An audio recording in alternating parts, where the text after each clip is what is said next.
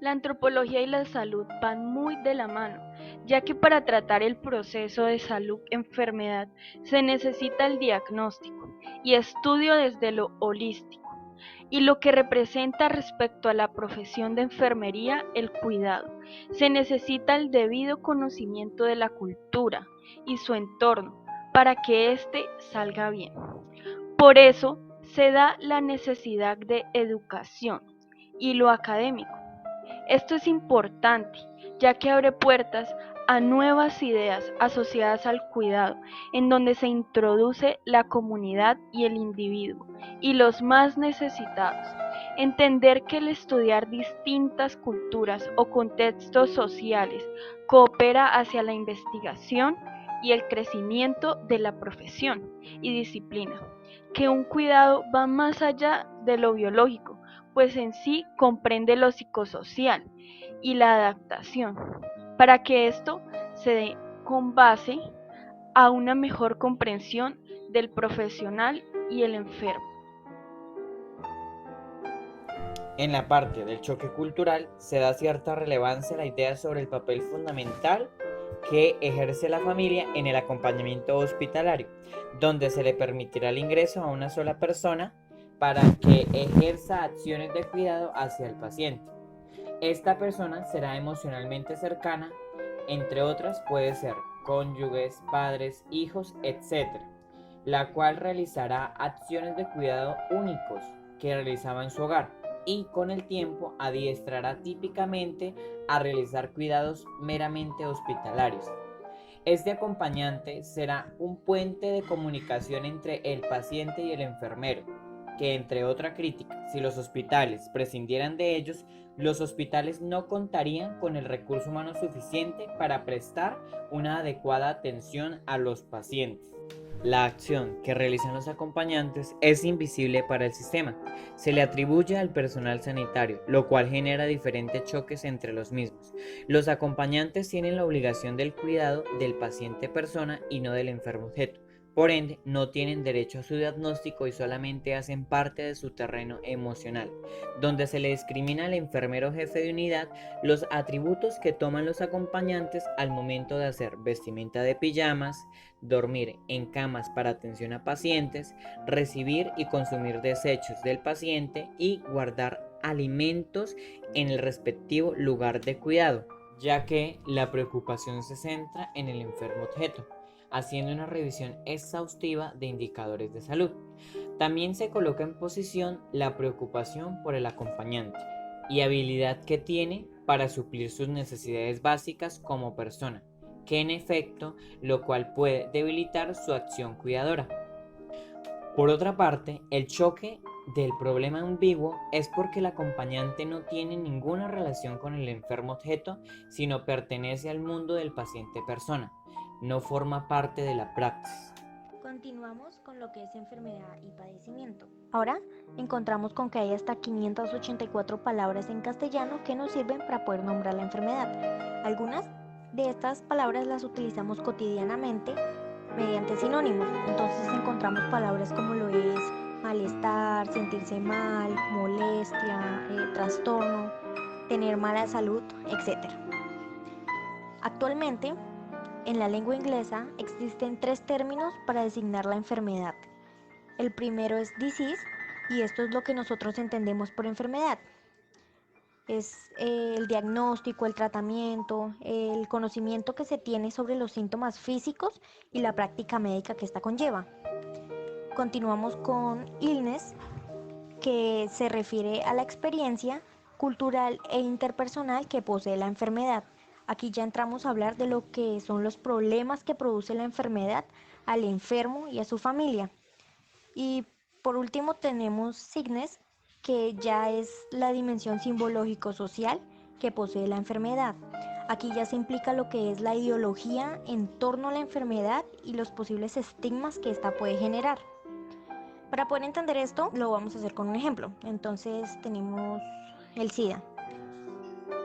Entonces empezamos diciendo que el SIDA es una enfermedad que produce un reto para la medicina, ya que aún no se ha encontrado una cura definitiva y es una enfermedad que está en constante proceso de indagación en sus causas y sus terapias. Aquí en esta pequeña parte podemos ver el disease.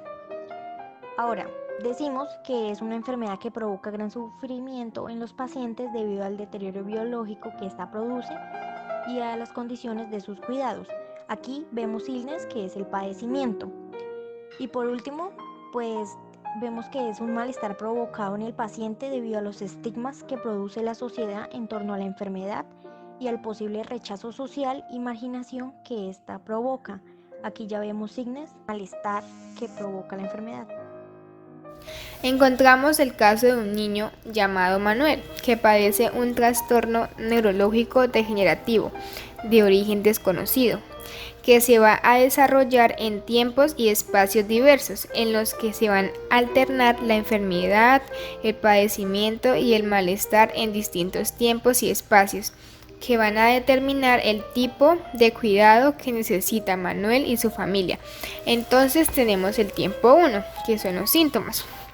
Tenemos que los primeros síntomas se evidenciaron en la escuela y se mostraban en forma de trastornos de la conducta, primero con crisis de irritabilidad, luego con mareos y por último con convulsiones repentinas que provocaban inquietudes en sus compañeritos de clase y en sus profesores. Entonces se desarrolló una especie de tensión entre los padres de Manuel y los profesores, los cuales le recomendaba que Manuel no fuera a la escuela hasta que se pudiera resolver la situación. Tenemos el tiempo 2, que es el diagnóstico. Sus padres llevan a Manuel al médico, los cuales los médicos le recomiendan dejarlo hospitalizado para mejorar y facilitar el diagnóstico. Manuel es atendido por médicos y enfermeras, quien les hacen múltiples pruebas. De estas pruebas, los médicos aún no se ponen de acuerdo sobre el origen del problema y Manuel adquiere el carácter de caso raro, siendo interesante para la ciencia. Manuel es continuamente llevado a otros centros de salud a conocer nuevos especialistas para saber más acerca de su enfermedad. Sus padres autorizan la práctica de tratamientos experimentales con su hijo, haciendo que Manuel vaya perdiendo progresivamente sus facultades esenciales y empiece a asimilar los hospitales como algo inherente a su existencia. Logran llegar a un diagnóstico en el cual Manuel sufre de un fallo genético que provoca una degeneración en su cerebro, para que hasta ese momento la medicina aún no puede dar una respuesta. Los médicos se encuentran limitados y el caso de Manuel adquiere el carácter de caso imposible. Eso quiere decir que ya no es interesante para la ciencia. En el tiempo 3 tenemos los cuidados. En los cuidados encontramos que Manuel vuelve a casa con un tratamiento paliativo prescrito por los doctores, que le han diagnosticado una muerte probable en un plazo de 2 años, adquiriendo la condición de desahuciado, o sea, otorgándole una situación de invalidez tanto médica como social. Tanto Manuel como su familia tienen que enfrentar las consecuencias de un proceso degenerativo que supone las habilidades cuidadoras y el apoyo permanente, entrando en una crisis al enfrentarse a un cambio en el sentido vital. Sus padres aceptan el pronóstico médico y reciben ayuda de su centro de salud, que van a realizar un seguimiento de la enfermedad. También se apoyarán mediante programas institucionales con ayuda a domicilio e incluso recibirán apoyo informativo, emocional y material por parte de una asociación de ayuda mutua. Y por último, en el tiempo 4 encontraremos la lucha.